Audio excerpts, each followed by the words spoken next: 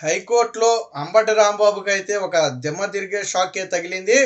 వాస్తవానికి ఎన్నికలు అయిపోయిన తరువాత ఇప్పుడు సత్తెనపల్లిలో రీపోలింగ్ నిర్వహించాలని చెప్పి ఏదైతే హైకోర్టులో ఒక పిటిషన్ దాఖలు చేశారో ఈ పిటిషన్ అయితే హైకోర్టు పూర్తి స్థాయిలో కొట్టివేసింది. ఇదే సమయంలో చెవిరెడ్డి మోహిత్ రెడ్డి కూడా ఆ చంద్రగిరి ప్రాంతంలో రీపోలింగ్ నిర్వహించాలని చెప్పి ఒక పిటిషన్ అయితే వేయడం జరిగింది. ఈ పిటిషన్ కూడా హైకోర్టు అయితే కొట్టేసింది. పోలింగ్ జరిగిన వెంటనే అది ఎన్నికల కమిషన్ కు ఫిర్యాదు చేయాలి. వాస్తవాలు పరిశీలించిన తర్వాత నిర్ణయం తీసుకునే అధికారం ఎలక్షన్ కమిషన్ ఉంటుంది.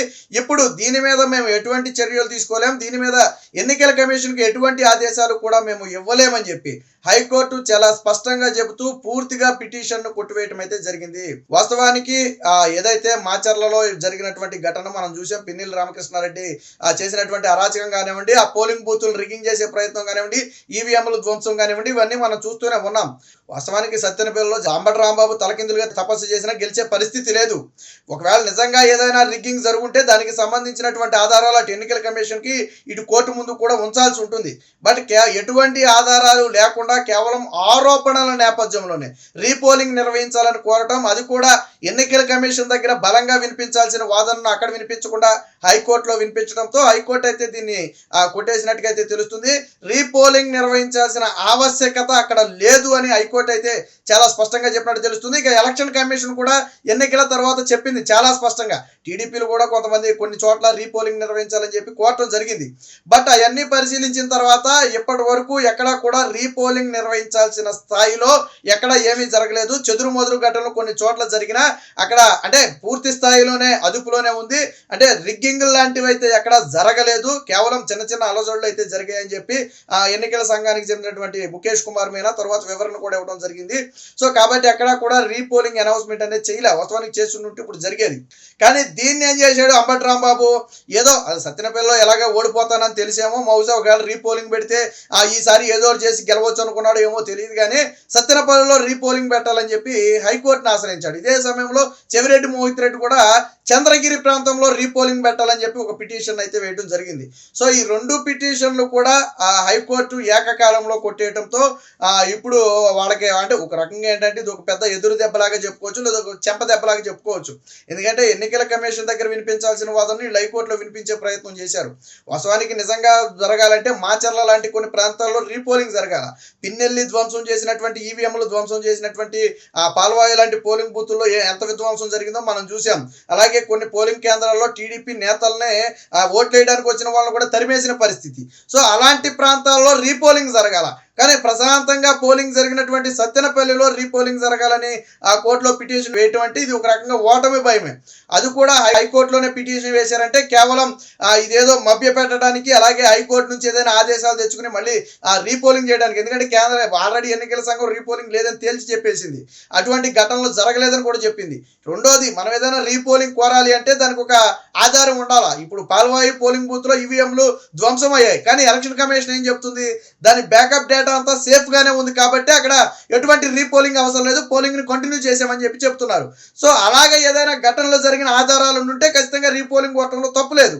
కానీ ఆ రోజు ఎన్నికల రోజు మాట్లాడలేదు, తర్వాత మాట్లాడలేదు, ఇప్పుడు మాత్రం రీపోలింగ్ చేయాలంటూ దాన్ని కోర్టులో పిటిషన్ వేయడం అనేది హాస్యాస్పదంగానే కోర్టు కూడా భావించింది. దీంతో చెవిరెడ్డి మోహిత్ రెడ్డి అలాగే అంబటి రాంబాబు వీరిద్దరి పిటిషన్లను కూడా ఏకకాలంలో కొట్టేయడం జరిగింది. ఈ విషయంలో ఆల్రెడీ ఎన్నికలు జరిగిపోయి ఫలితాలు కూడా రాబోతున్న తరుణంలో మేము ఇప్పుడు జోక్యం చేసుకోలేమని చెప్పి వారిద్దరికైతే స్పష్టంగా చెప్పడం జరిగింది. మరి ఎక్కడితో ఆగుతారా లేదా దీన్ని తీసుకెళ్లి మళ్ళీ సుప్రీంకోర్టులో వేస్తారా మనకైతే తెలియదు. కానీ ప్రస్తుతానికైతే అలాంటి అవసరం ఈ రెండు ప్రాంతాలలో సత్తెనపల్లిలో కానీ చంద్రగిరిలో కానీ ఈ రెండు ప్రాంతాలలో కూడా లేదు అని చెప్పి అటు అంబటి రాంబాబుకి ఇటు చెవిరెడ్డి మోహిత్ రెడ్డికి ఇద్దరికి కూడా అయితే కోర్టు అయితే స్పష్టంగా చెప్పడం జరిగింది. విచారణ చేసి వాయిదా వేయటం కూడా కాదు, ఒక రకంగా ఏంటంటే ఎన్నికల కమిషన్ నుంచి కూడా కోర్టు వివరణ అడగల. ఎందుకంటే వీళ్ళేమి ఆధారాలు సమర్పించాల. ఒకవేళ వీళ్ళేమైనా బలమైన ఆధారాలు సమర్పించి రీపోలింగ్ నిర్వహించడానికి గల అవకాశాలు ఉన్నట్టుగా కోర్టు భావిస్తే అప్పుడు ఎన్నికల సంఘాన్ని వివరణ అడుగుతుంది. ఆయా ప్రాంతాల్లో రీపోలింగ్ చేయొచ్చా ఏంటి, మీ ఉద్దేశం ఏంటని ఎన్నికల సంఘాన్ని వివరణ అడిగే ప్రయత్నం చేస్తుంది. బట్ ఇక్కడ ఎన్నికల సంఘాన్ని వివరణ అడిగే ప్రయత్నం కూడా ఎందుకు చేయలేదంటే వీళ్ళేమో ఆధారాలు సమర్పించాల.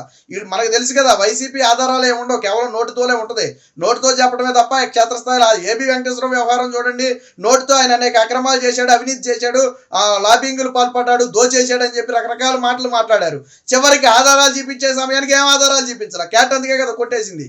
ఏమైంది పరిపాలన ట్రిబ్యునల్ ఎందుకు కొట్టేసింది ఏపీ వెంకటేశ్వరరావు మీద కేసుని? అసలు ఆధారాలు లేని కేసును మళ్ళీ కేసు లేని దాంట్లో మళ్ళీ రెండోసారి కేసు నమోదు చేయడం తప్పు అని చెప్పి కొట్టేసింది. అలాగే ఇప్పుడు పోలింగ్కు సంబంధించి కూడా సత్తెనపల్లిలో కానీ చంద్రగిరిలో కానీ పోలింగ్ నిర్వహించాలని చెప్పి ఎటువంటి ఆధారాలు లేకుండానే కేవలం ఆరోపణల ఆధారంగా రీపోలింగ్ కోసం వీళ్ళైతే ప్రయత్నం చేశారు. ఈ బేసిక్ ఏంటంటే ఇది వైసీపీ కుట్ర. వాస్తవానికి ఆ ప్రాంతాల్లో బలంగా కూటమికి ఓట్లు పడిన మాట వాస్తవం. కాబట్టి బలంగా ఓట్లు కూటమికి పడ్డాయి కాబట్టి ఎలాగైనా ఓడిపోతారని తెలుసు కాబట్టి ఏదో ఒకటి చేసి రీపోలింగ్ చేస్తే అవసరమైతే ఈసారి ఏదో ఒకటి చేసి గెలవచ్చనే ఒక ప్రధాన ఉద్దేశంతోనే వాళ్ళైతే ఉన్నట్టుగా తెలుస్తుంది. ఆ ఉద్దేశంతోనే కోర్టును కూడా ఆశ్రయించారు. బట్ కోర్టులేమి అంత గుడ్డిగా వీళ్ళు చెప్పారు కదా అని చెప్పి రీపోలింగ్లు ఏమి నిర్వహించవు. వాస్తవానికి కోర్టుల కంటే ముందు రెస్పాండ్ అయ్యేది ఎన్నికల కమిషన్. నిజంగా అలాంటి అవకాశమే ఉండుంటే, అలాంటి పరిస్థితుల్లో ఉండుంటే ఎన్నికల కమిషన్ ముందే స్పందిస్తుంది.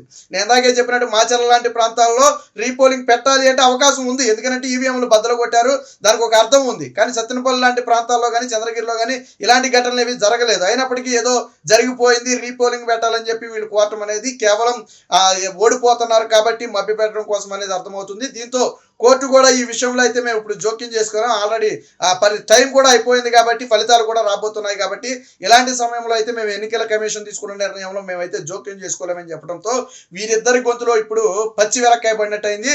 మరి వీళ్ళు ఎక్కడితో దీన్ని వదిలేస్తారా లేదా మళ్ళీ సుప్రీంకోర్టు దాకా వెళ్ళే ప్రయత్నం చేస్తారా అనేది వేచి చూడాలి.